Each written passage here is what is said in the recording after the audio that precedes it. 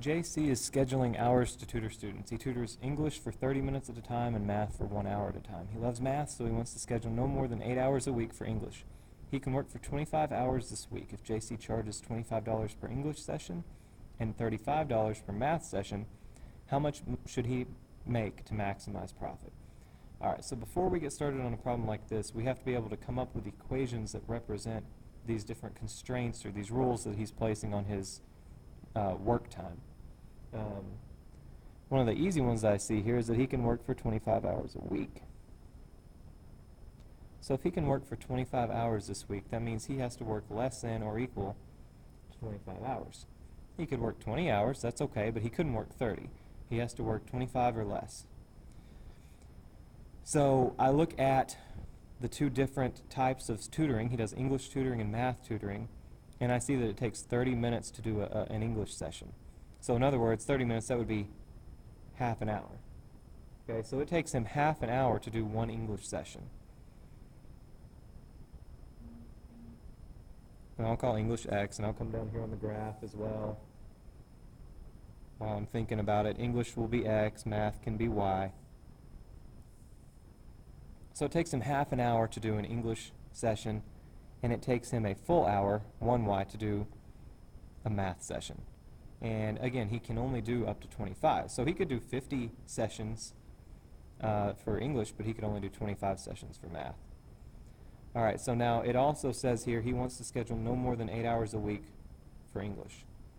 So if we think about that, English sessions are X. 8 hours is actually going to be 16 English sessions because each session is only 30 minutes. So he could actually do 16 sessions in those 8 hours. So he has to schedule less than or equal to 16 English sessions. Now it doesn't say this in the problem, but we can guarantee obviously that he cannot do more, or he can't do less than 0 of either one. He can't do negative math sessions, so we can have these kind of extra equations that block off the negative portions of our graph. It kind of is common sense, but just to go ahead and be official. So we put these constraints or these fences up, and they block off sections of the graph that we can't get to. Now, we also have to graph here x is less than or equal to 16, so I can go by ones here. I've got enough room to go by ones. So going by ones, 1, 2, 3, 4, 8. I don't want to number all of them, so I'm just going to number every fourth one. Okay, so x has to be less than or equal to 16. That's this fence right here. So if we think about where we are, greater than 0 here, greater than 0 here, less than 16 here. We're in this box right here, and we've got one more line left. Now that last line, I want to go ahead and subtract that 1/2 x to the other side because it's a lot easier to graph when you get y by itself. So I'm going to graph negative 1/2 x plus 25. So the y-intercept is 25, so let me go ahead and scale this one. I'll do the same thing. Going by ones, I just don't want to write them all. So I start at 25, very, very top there, and I'm going to go down 1 over 2. So down 1 over 2. Because for every one math session you drop, you can add 2 English sessions, because English is only 30 minutes at a time. So basically what I'm doing is I'm dropping 1 math session and adding 2 English sessions to fill that time. And this is the most I could do. That doesn't mean I have to do it, but that's the most I could do.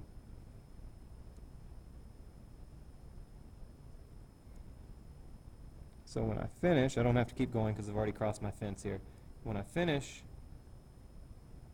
that's the maximum based on the time that I can spend. So I need to be below that, less than or equal to again for that equation. So when I'm finished, I've got this pretty big trapezoid-shaped region.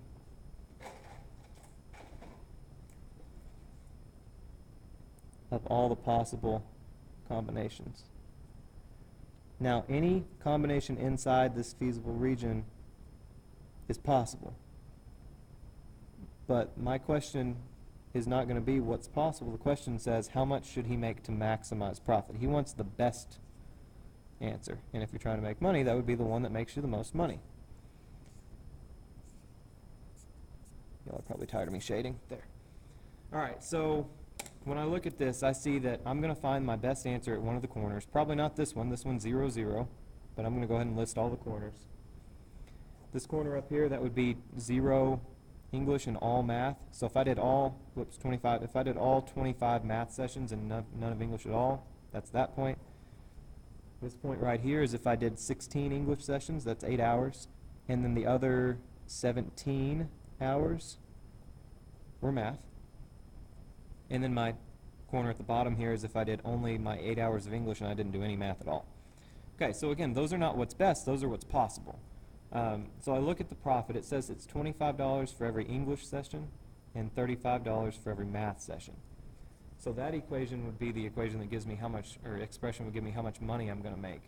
So obviously if I don't work at all, I'm going to make $0. If I don't do any of the English but I do 25 math sessions, that would be 35 times 25, $875.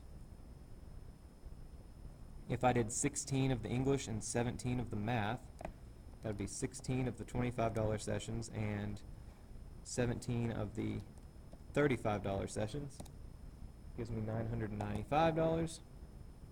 And this one's not going to probably go well for us, but if I only did the $25 sessions for 16 and didn't do any of the math, I'd only make $400. So of those options, his best bet is to take his 25 hours and to do 16 English sessions, that would be 8 hours, and 17 math sessions in 17 hours, and he would make almost $1,000. So we write our inequalities from the situation, we graph those inequalities to show what's possible, and then we take our corners, make a list of them, and see which one would give us the best profit based on the information in the problem. And we see that 16 hours of English and 17 hours, or 16 sessions in English and 17 sessions in math would give us the best profit.